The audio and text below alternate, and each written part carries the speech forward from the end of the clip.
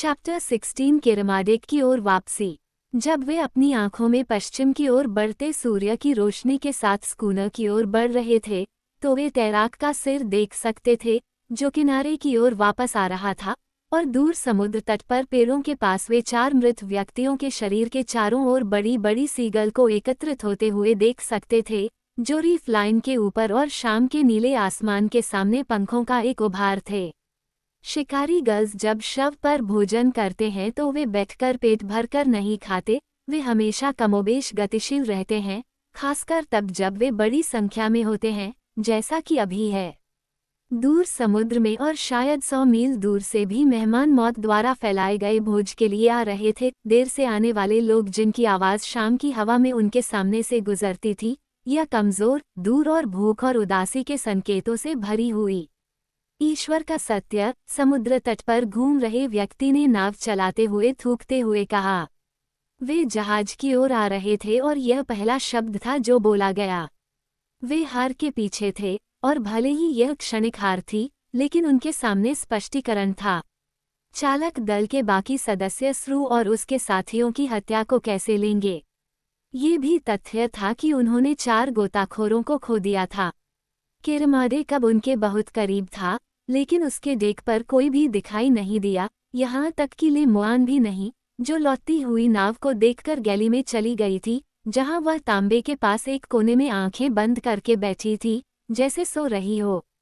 उसने नीचे बैठे लोगों से कहा था कि वह नाव के वापस आने पर उन्हें चेतावनी देगी। वह अपना वादा भूल गई थी, उसका मन कहीं दूर था, यात्रा कर रहा था, धुंध में खोए हुए पक्षी की तरह एक अस्पष्ट दुनिया में चक्कर लगा रहा था, आराम करने के लिए एक बिंदु की तलाश कर रहा था।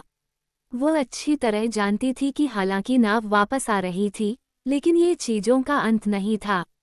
कल ये सब फिर से शुरू होगा। नष्ट हो चुकी डोंगियां, नाव से बेकाबू गोलीबारी। रंटन का चेहरा जब वह धक्का देकर आगे बढ़ा, तो उसने ये सब बता दिया। झुकी हुई आंखें बंद करके उसने चप्पुओं की आवाज सुनी। नाव के पास आते ही उसकी हल्की सी खनक और नंगे पैरों की धमक जब कार्लिन किनारे से देख पर आया। कोई आवाज नहीं। बीचकॉम्बर ने एक नज़र में ही स्थिति को भांप लिया था। चालक दल के सदस्य नीचे धूम्रपान कर रहे थे या सो रहे थे, और स्कूना को खुद की देखभाल करने के लिए छोड़ दिया था। ये ठीक ही था, वहां नीचे उन्हें दूर से हो रही गोलीबारी की आवाज नहीं सुनाई देती, हत्या की आवाज नहीं दिखाई देती। वो कनक को जानता था, उसे ये भी पता था कि जैसे ही उसे बताया गया था कि जैसे ही वो और रंटन रवाना हुए, चालक दल ने फोकल का प्रभार संभाल लिया था। रेंटान को बांधकर छोड़कर वह कुछ खाने के लिए नीचे केबिन में चला गया, जहां कुछ देर बाद उसका साथी भी उसके साथ आ गया। कुछ ही मिनटों में उनकी भूख मिट गई। वे बोलने लगे और लगभग तुरंत ही वे झगड़ने लगे। लेगून में गोली चलाना ठीक है, तुमने गोली चलाई है और इससे हमें बहुत फायदा हुआ है, कार्लिन ने कहा। मैं हत्या के खिलाफ नहीं हूँ, लेकिन मुझे लगता है कि हत्याएं ज्यादातर उनकी तरफ से हुई हैं। बात करने का क्या फायदा है? इस खेल में कोई फायदा होने में 1 साल लग जाएगा और तुम नाव से इसे कैसे मैनेज करोगे? कल, रंटन ने कहा, मैं जहाज को ऊपर ले जाऊंगा, उसे उस गांव से दूर लंगर डालूंगा और फिर हम देखेंगे। लोग जहाज पर हमला करने के लिए तैरकर नहीं आएंगे, और हम उन्हें तब तक डेक से नीचे उतार सकते हैं जब तक वे अपने हाथ ऊपर नहीं कर देते। हमारे पास उन सभी को मिटाने का समय नहीं है, लेकिन मुझे लगता है कि कुछ दिनों के काम में वे टूट जाएंगे, और एक बार कनक टूट गया तो वह टूट गया। कार्लिन ने बिना कोई जवाब दिए अपने बिस्तर पर लेट गया और पूरी लंबाई में खींचकर अपना पाइप जलाया। जैसे ही उसने स्वीडिश माचिस की डिब्बी रंटन की ओर फेंकी, ऊपर डेक से टूटी हुई छड़ी की तरह एक आवाज आई, जिसने उसे रोशनदान की ओर अपनी आंखें उठाने पर मजबूर कर दिया। रंटन अपने हाथ में डिब्बा लिए एक पल के लिए रुका, फिर आवाज दोहराए बिना उसने अपना पाइप जलाया। बक्सा दूसरी ओर फेंककर वह डेक पर आ गया। डेक अभी भी खाली था, लेकिन रेलिंग के सहारे टिका हुआ भाला गायब हो गया था।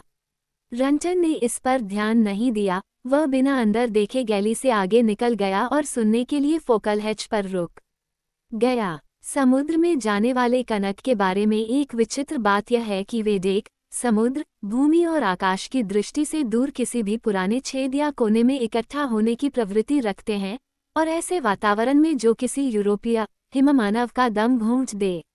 नीचे बैठे लोग अभी अभी झपकी लेने के बाद उठे थे और ब्लू बर्ड का धुआं, जो पुराने प्रशांत महासागर के दिनों में 2 सेंट प्रति स्टिक के हिसाब से बेचा जाता था, हेड से उठ रहा था और साथ में बातचीत करने वाली आवाज़ें भी थीं।